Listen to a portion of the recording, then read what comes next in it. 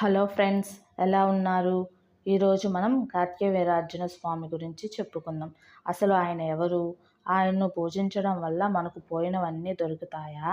ఆయన స్మరణ ఎలా చేసుకోవాలి అనేది ఈ వీడియోలో తెలుసుకుందాం. ఈ వీడియో ఇంట్రెస్ట్గా ఉంటుంది. స్కిప్ చేయకుండా లాస్ట్ వరకు చూడండి. కార్తికేయ వీరార్జునుడు ఎవరు అంటే సాక్షాత్తు విష్ణుమూర్తి కుడి చేతిలో ఉండే సుదర్శన చక్రం అంశ. తాను చేతిలో ఉండడం వల్లే విష్ణుమూర్తి రాక్షసుల్ని సంహరిస్తున్నాడు అనే గర్వం పెరుగుతుంది. అది గ్రహించిన స్వామి సుదర్శన చక్రాన్ని మనిషిలా పుట్టమని ఆదేశిస్తాడు. అతను భూలోకంలో కార్తికేయ వీరార్జునుడిగా చేతులు లేకుండా జన్మిస్తాడు. చేతులు లేకుండా పుట్టిన కార్తికేయ వీరార్జునుడు దత్తాత్రేయునికి తపస్సు చేసి 2 కోరికలు కోరుతాడు.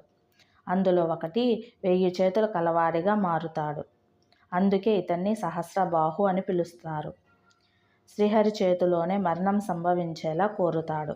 రెండవది, కార్తికేయ వీరార్జునుడు ఎంత బలశాలి అంటే అంత పెద్ద పరాక్రమవంతుడైన రావణాసుని కూడా యుద్ధం చేసి గెలిచి బంధిస్తాడు. తర్వాత పులస్త్య మహర్షి అభ్యర్థన మేరకు అతన్ని వదిలేస్తాడు. ఇతని రాజధాని వింధ్యా పర్వతముల వద్ద మహిష్మతిపురము. ఒకరోజు కార్తికేయ వీరార్జునుడు వేట కోసం అడవికి వెళ్తాడు. అక్కడ అలసిపోయి దగ్గరలో ఉన్న జమదగ్ని మహర్షి ఆశ్రమానికి వెళ్తాడు. కార్తికేయ వీరార్జునుడు స్వాగతం పలికి జమదగ్ని విశేషమైన భోజనం పెడతాడు. అంత రుచికరమైన ఆహారం గోమాత నుండి లభించింది అని తెలుసుకుని గోమాతను ఇచ్చేయమని అడుగుతాడు. దానికి జమదగ్ని ఒప్పుకోలేదనే కోపంతో జమదగ్ని తలను ఖండించి గోమాతను తీసుకుని మాహిష్మతికి వెళ్ళిపోతాడు. ఆశ్రమానికి తిరిగి వచ్చిన తన కొడుకు పరశురాముడు జరిగినదంతా తెలుసుకొని కార్తికేయ వీరార్జునుడితో యుద్ధం చేసి సంహరిస్తాడు. పరశురాముడు విష్ణుమూర్తి అవతారం కావడంతో కార్తికేయ వీరార్జునుని కోరిక కూడా తీరి మళ్ళీ శ్రీహరి చేతిలో సుదర్శనుడిగా మారి అతని జన్మకు సార్థకం చేసుకుంటాడు. కార్తికేయ వీరార్జునుడి మంత్రం జపించడం వల్ల తప్పిపోయిన మనుషులు, పోయిన వస్తువులు కానీ, డబ్బులు కానీ, ప్రశాంతత కానీ తిరిగి వస్తుంది.